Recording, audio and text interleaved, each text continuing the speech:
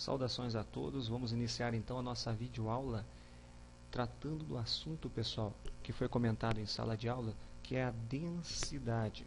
Bem, nós já falamos do ponto de fusão, nós já falamos do ponto de ebulição, que são propriedades específicas da matéria, capaz de caracterizar o material e também diferenciar o tipo de material um do outro. Nós vamos falar hoje da densidade. Então, a densidade também representa uma propriedade específica da matéria. Então, ela é uma propriedade específica da matéria. Assim como a fusão, assim como a temperatura de ebulição, ela também é capaz de diferenciar um tipo de substância de outro, ou seja, diferenciar materiais quanto à sua composição. Tá? Bem, e o que a densidade, na verdade, representa? Ela representa a razão entre a massa e o volume de um material. Quando o professor fala em razão, nós estamos pensando na divisão da massa de um material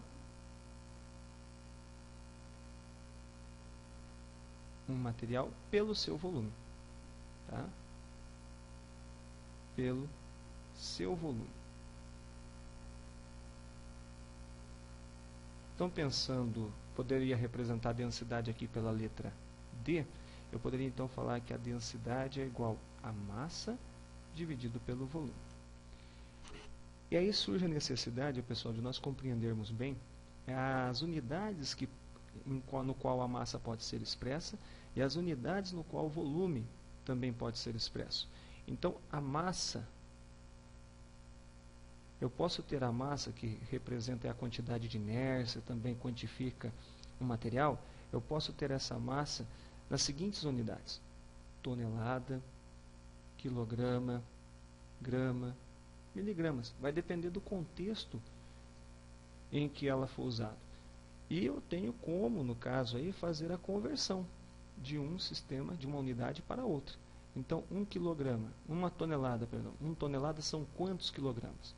São 1000 quilogramas. É só eu multiplicar por 1000, então, o valor em toneladas, que eu consigo ter essa mesma quantidade em massa expressa em quilogramas.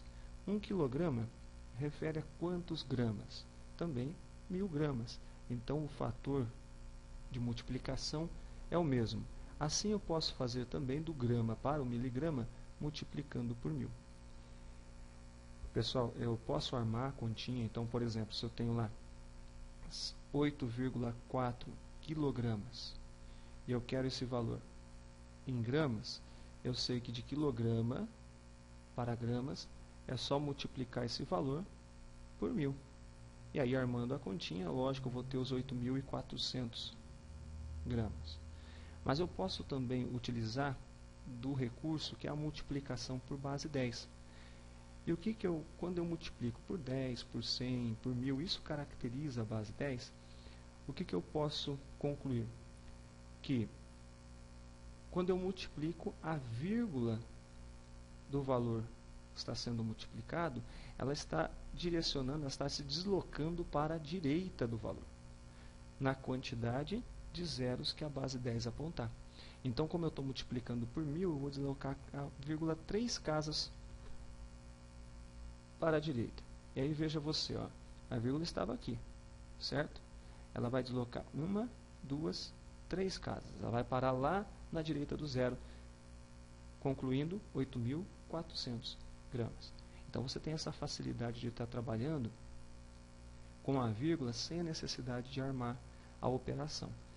Caso você deseja converter de miligramas para grama, de gramas para quilograma ou de quilogramas para tonelada, o fator é o mesmo, mas a operação é oposta. Então, eu vou dividir por 1000. E nessa divisão por 1000, usando o mesmo princípio do deslocamento da vírgula, eu vou estar deslocando a vírgula na divisão, a vírgula eu desloco para a esquerda. Tá?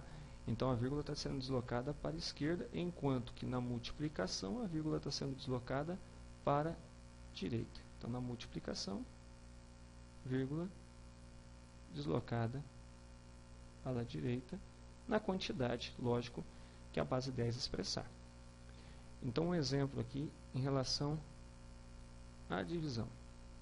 Eu tenho lá um valor, por exemplo, de 400 miligramas, e eu quero saber esse valor em quilogramas.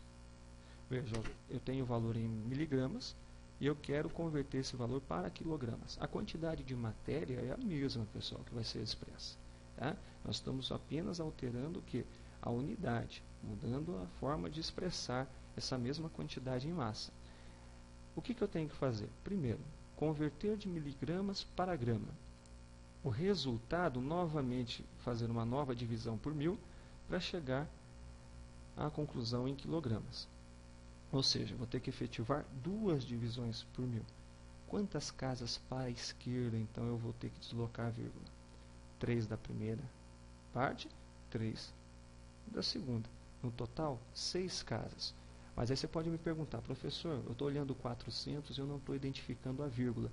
Onde essa vírgula está? Ela está no número inteiro, sempre no último algarismo à direita. Então, o que eu vou fazer? A vírgula, como eu estou dividindo, ela vai caminhar para a esquerda. Então, eu vou colocar esse valor aqui na direita, já coladinho ali com a unidade quilograma. Quantas casas a vírgula tem que deslocar para a esquerda? 6. Eu já tenho quantas?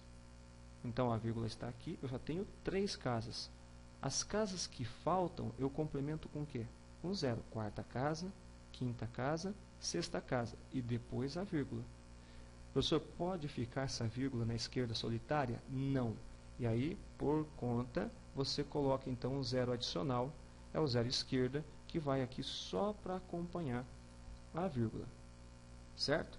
Então, tonelada para quilo, de quilo para grama, de grama para miligrama, da unidade maior para a unidade menor, eu vou multiplicar por 1000. De miligrama para grama, de grama para quilograma, de quilograma para tonelada, da menor para a maior, eu vou dividir por 1000. Multiplicando, eu desloco a vírgula para a direita na quantidade que a base 10 me informar. Como o caso é 1000, desloco 3 casas a cada operação. Divisão por 1000, desloco a vírgula para a esquerda do valor, também 3 casas em cada operação, nesse cálculo da massa na relação tonelada, quilograma, grama e miligrama. Certo? Bem, nós também temos que falar aqui do volume. O volume é o espaço ocupado pelo material, ou seja, o espaço onde eu vou encontrar essa massa, e aí a relação dessa massa e esse volume, desse espaço, é o que nós vamos determinar como densidade. Quais são as unidades principais do volume? A primeira é o metro cúbico. Tá? Então, pensando em volume, eu estou pensando tridimensionalmente, eu estou pensando na unidade métrica, na unidade de espaço, no sentido do comprimento, da largura e da altura ou profundidade. Aí nós temos o decímetro cúbico, que é a mesma coisa que o litro. Tá? Professor, mas se é a mesma coisa, por que não falar ou litro ou somente decímetro cúbico? É que o decímetro cúbico, de fato, é o volume. O litro é a capacidade que esse volume tem. Tá? E nós temos aqui, então, também, convencionalmente, o centímetro cúbico, que equivale ao mililitro. Tá, professor, como converter de uma unidade para outra, né, esses volumes? Então, a ordem é a mesma. O metro cúbico, 1 metro cúbico, tem 1000 litros.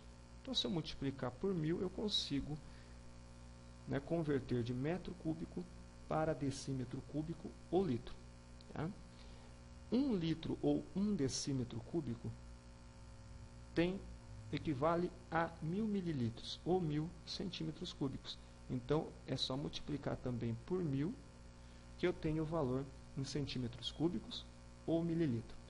O processo oposto, o fator é o mesmo, é o 1000, só que eu tenho a divisão, então, por ele.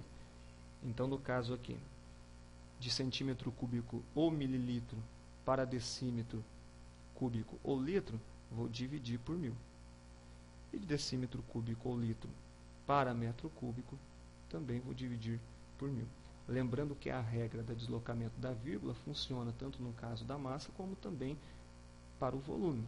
Então, não é distinto em relação ao outro. Pensando dessa forma, vamos supor aqui que se eu tenho 5.500 centímetros cúbicos, eu quero saber quantos litros eu tenho. Ó, estou saindo do centímetro cúbico e convertendo a unidade para litros. Então, a minha divisão é por 1.000. A vírgula do 5.500 se encontra onde? À direita do último algarismo. Tá? Quantas casas eu deslocarei a vírgula para a esquerda? 3 casas, então. 1, 2, nova posição da vírgula.